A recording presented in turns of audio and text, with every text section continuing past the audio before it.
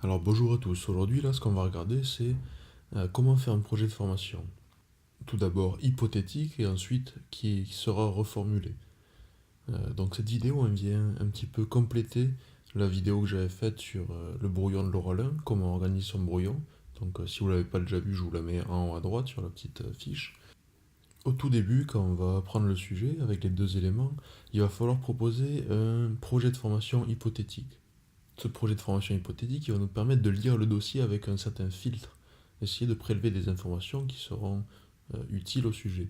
Et ça, c'est ce qu'on voit dans cette vidéo-là. Nous, on va voir comment faire ce projet de formation hypothétique et ensuite de le réélaborer au regard de ce qu'on a prélevé dans le dossier et dans la vidéo. Donc voilà, aujourd'hui, dans nos deux parties, ça sera projet de formation hypothétique dans une première partie, dans un premier temps, et ensuite reformuler le projet de formation dans un deuxième temps. On verra peut-être comment retourner aussi le sujet en fin de vidéo. Donc en 1, le projet de formation hypothétique. Vous le savez peut-être déjà, par rapport à la vidéo que j'avais déjà faite, que celui-ci permet d'articuler les deux éléments du sujet. Donc on va avoir un élément 1, on va avoir un élément 2. Ces deux éléments ils vont être issus du dossier et de la vidéo. Souvent le premier il est issu du dossier à travers les différents projets d'établissement, de PS, d'AS. Et l'élément 2 il va souvent être, et d'ailleurs c'est dit dans le rapport de jury, dans le programme, qu'il sera issu de la vidéo, donc des comportements d'élèves, voilà, des trucs saillants. Et ce qu'il va s'agir de faire ensuite, ça va être de proposer une relation entre ces deux éléments. Soit l'élément 1 va permettre l'élément 2, soit l'élément 2 va permettre l'élément 1.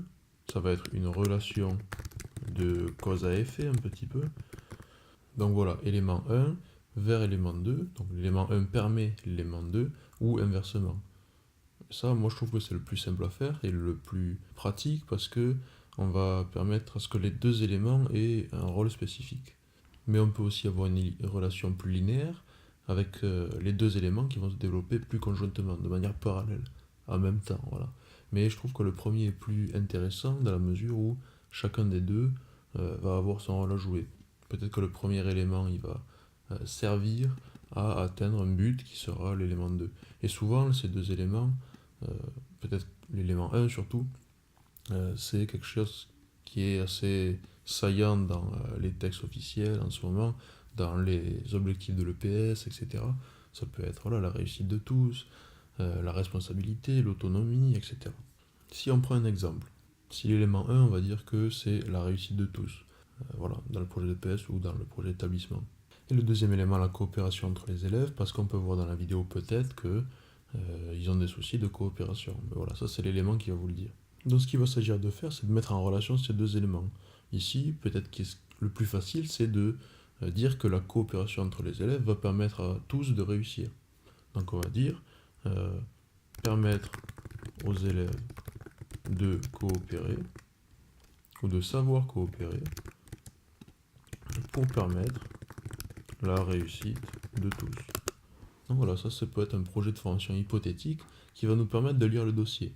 Pourquoi? Parce que quand on va lire le dossier au regard de ce projet de formation, eh bien, ça va nous permettre de savoir quels éléments prélever, etc. Ça, c'est l'objet de la deuxième vidéo. Et on verra en fin de vidéo comment peut-être retourner le sujet pour qu'il y ait encore une dimension un petit peu plus complexe au sujet et permettre peut-être d'atteindre les bandeaux plus élevés. Donc ensuite, dans le dossier, on va lire plein de choses. Là, on va un petit peu faire une simulation de ce qu'on aurait pu lire, et donc je vais vous montrer deux trois informations qu'on aurait pu trouver dans le dossier. Là, on aura pu voir que, les élèves avaient des problèmes pour travailler avec les autres, mais notamment de manière mixte. Ben, les filles voulaient pas bosser trop avec les garçons et inversement. Deuxièmement, il n'y a pas trop d'égalité de réussite entre les élèves, et notamment les filles en EPS sont un petit peu mises à l'écart selon les sports, et donc les notes ne seront pas très bonnes chez les filles, etc. Ça, c'est des faits qu'on pourra voir dans le dossier. Là, si on revoit le projet de formation qu'on a vu juste tout à l'heure, permettre aux élèves de savoir coopérer pour permettre la réussite de tous, et bien, regarde des informations qu'on avait prélevées ici, et bien, on peut voir que le projet de formation va pouvoir l'adapter un tout petit peu. Comment on va l'adapter? On va l'adapter un petit peu en mettant un petit éclairage, une petite coloration liée à ce sujet. C'est comme on écrit un ou on écrit deux, hein. Si le sujet, on va répondre à la question, mais si on répond pas forcément à la citation qui est juste au-dessus, eh bien on n'est pas dans le sujet. Donc là c'est pareil, si on répond à la question mais de manière brute, sans forcément colorer les deux termes, eh bien on aura un petit souci pour répondre au sujet précis de cet établissement. Donc là, si on remet le projet de formation hypothétique, coopérer, on va un petit peu le colorer, notamment, donc coopérer entre les filles et les garçons. Et pareil, la réussite de tous, là on a vu qu'il n'y a pas d'égalité de réussite entre les élèves. Les filles sont un petit peu mises à l'écart. Donc ce qu'on peut voir, c'est que aussi les filles ont des moins bonnes notes. Et donc, permet la réussite de tous, ici ça peut poser un problème, notamment, regarde, que les filles sont un petit peu mises à l'écart dans les différents sports. Enfin, selon les sports en tout cas. Et donc, la réussite de tous, ben, est-ce que c'est vraiment réussir d'être mis à l'écart dans certains sports? Ben non. Voilà, on se pose la question, on se dit que non, c'est pas réussir. Donc, ce qu'on va dire, permettre la réussite de tous les élèves dans chaque sport. Et là, on peut voir que, en fonction de ce qu'on avait vu tout à l'heure, là, il y a une petite différence entre le projet de formation initial, donc je vous remets ici, et le projet de formation qu'on a reformulé un petit peu. Donc là, on n'est pas dans le sujet. Là, on est dans le sujet. Ça, c'est bandeau 2. Ça, c'est bandeau 3. Après, là, je dis pas que c'est un PDF parfait parce que je me base un petit peu sur des trucs arbitraires et on n'a pas vraiment analysé le dossier, etc. Mais c'est un petit peu la démarche qu'il faut avoir. Et donc là, quand on va exposer le projet de formation ici, le deuxième, qu'on l'aura réélaboré, qu'on l'aura reformulé, il faudra le justifier au regard de plein d'éléments, notamment de la vidéo, du dossier, des informations du dossier, etc. Et ça, vous pouvez voir les différentes informations qu'on peut mettre. Je vous les ai exposées dans la petite trame du site internet. Vous pouvez télécharger la trame, comme ça vous pouvez avoir les différentes infos qu'on peut donner pour justifier ça. Mais voilà, ça va être pourquoi entre les filles et les garçons, parce qu'on a vu dans le projet d'établissement qu'il y avait ça, que les élèves étaient comme ça, etc. Et tous les élèves dans chaque sport, pourquoi? Parce qu'on a vu dans la vidéo que les filles étaient un petit peu mises à l'écart dans certains sports, que les filles elles avaient des différences de réussite en termes de notes en EPS, voire dans le projet d'EPS, etc. Tout ça, ça sera justifié au regard de tous ces éléments. Maintenant, si on doit retourner le sujet, on peut se dire que si on retourne de manière brute, on va prendre le premier projet de formation, permettre aux élèves de savoir coopérer pour permettre la réussite de tous. Si on le retourne de manière brute, sans forcément réfléchir, ça donnerait un truc du style permettre aux élèves de réussir pour savoir coopérer.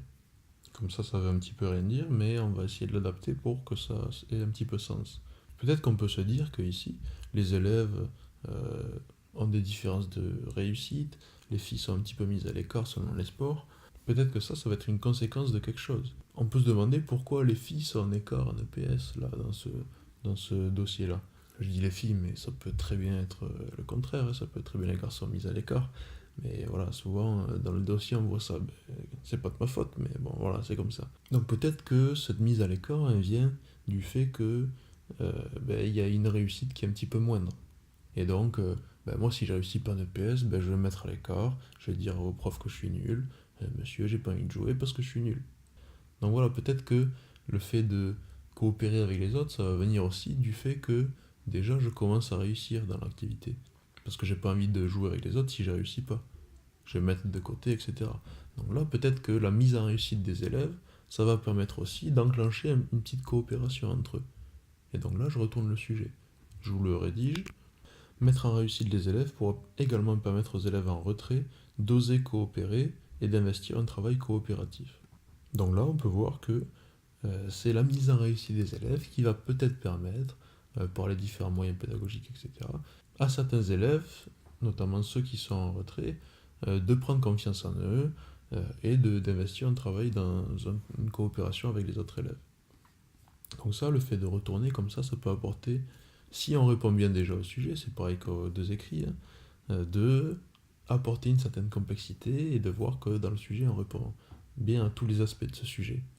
De pas forcément voir que la première relation de cause à effet, élément 1 vers élément 2, mais de voir aussi l'inverse.